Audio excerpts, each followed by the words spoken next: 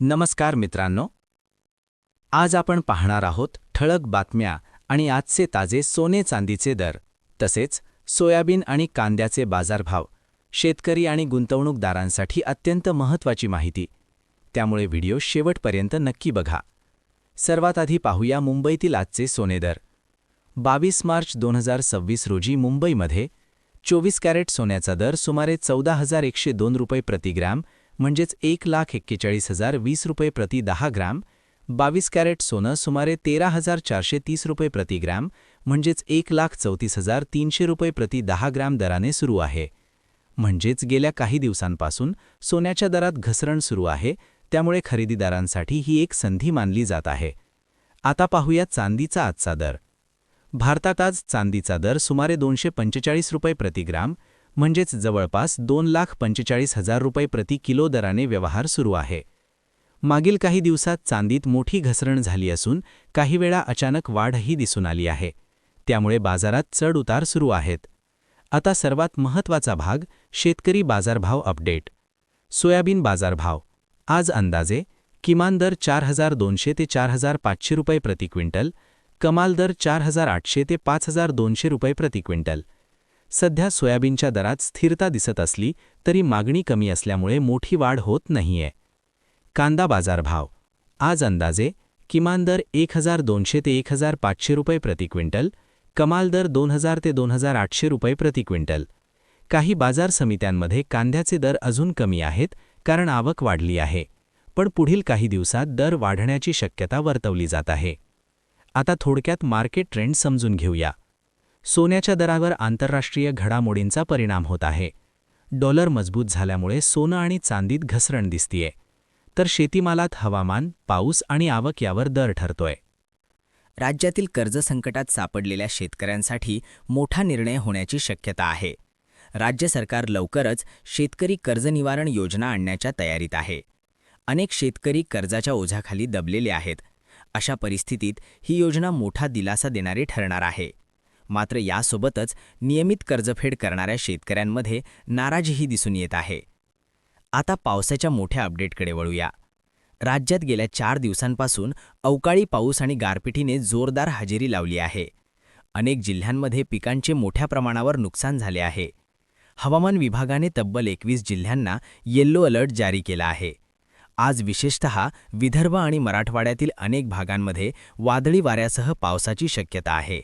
काही ठिकाणी गारपिटीचाही इशारा देण्यात आला आहे. त्यामुळे शेतकऱ्यांनी सतर्क राहण्याचे आवाहन करण्यात आले आहे. आता पाहूया जिल्हानिहाय मोठ्या घडामोडी. जालना जिल्ह्यात पीक विमा वाटपाची प्रतीक्षा सुरू आहे. खरीप हंगामासाठी सुमारे 1,723 कोटी रुपये तर रब्बीसाठी 338 कोटी रुपये विमा रक्कम मंजूर आहे.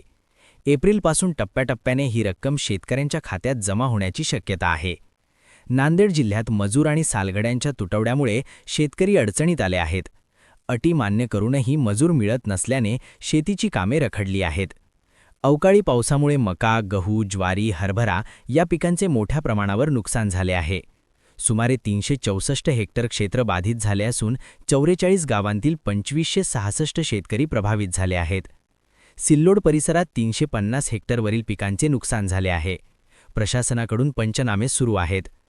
कन्नड तालुक्यातील नाचलनवेल आणि चिंचोली भागात नुकसानग्रस्त शेतकऱ्यांना भरपाई मिळवून देण्याचे आश्वासन देण्यात आले आहे. पुढे आणखी एक मोठी बातमी. छत्रपती संभाजीनगर जिल्ह्यात रमाई आवास योजनेअंतर्गत 4200 लाभार्थ्यांच्या जागांची पाहणी करण्यात आली असून घरकुल सर्वेक्षणासाठी 3 दिवसांची मुदतवाढ देण्यात आली आहे. पडसाळी भागात द्राक्षे बागांचे मोठे नुकसान झाले असून सुमारे 50 लाख रुपयांचे नुकसान झाले आहे. कोल्हापूर जिल्ह्यात पाण्याची चोरी आणि विजेच्या वापराबाबत मोठे प्रकरण समोर आले आहे. 21 MLD पंपांद्वारे पाण्याचा वापर होत असल्याचे उघड झाले आहे. अहमदनगर जिल्ह्यात अवकाळी पावसाचा मोठा फटका बसला असून 8,000 हेक्टर क्षेत्र बाधित झाले आहे. 13,000हून अधिक शेतकरी प्रभावित झाले आहेत.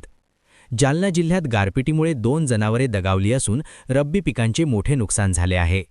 मराठवाड्यातील 11,000 हेक्टरपेक्षा जास्त क्षेत्र बाधित झाले असून 20,000हून अधिक शेतकरी संकटात आहेत. कंधार तालुक्यात 20,000 हेक्टरवरील पिके धोक्यात आली आहेत. कांदा आणि डाळिंब पिकांना मोठा फटका बसला आहे. सोलापूर जिल्ह्यात 1,500 हेक्टरवरील द्राक्षे, केळी आणि आंबा बागांचे नुकसान झाले आहे. तासगावमध्ये आमदार रोहित पाटील यांनी नुकसानग्रस्त भागाची पाहणी करून तातडीने पंचनाम्याचे आदेश दिले आहेत. नेवासा भागात सलग दुसऱ्या दिवशी अवकाळी पावसामुळे शेतकरी चिंतेत आहेत. आता थोडक्यात इतर महत्त्वाच्या बातम्या. महिलांसह युवकांना महिन्याला 500 रुपये देण्याची घोषणा पश्चिम बंगालमध्ये करण्यात आली आहे. सोने आणि चांदीच्या दरामध्ये मोठी घसरण झाली आहे. पेट्रोल आणि डिझेलच्या दरामध्ये बदल झाला असून औद्योगिक डिझेल महागले आहे. आंतरराष्ट्रीय घडामोडींमुळे तेलाच्या किमतीत चढ-उतार सुरू आहेत. आता पुन्हा शेतीकडे वळूया. अकोला जिल्ह्यात भाजीपाला पिकांचे मोठे नुकसान झाले असून शेतकरी हवालदिल झाले आहेत.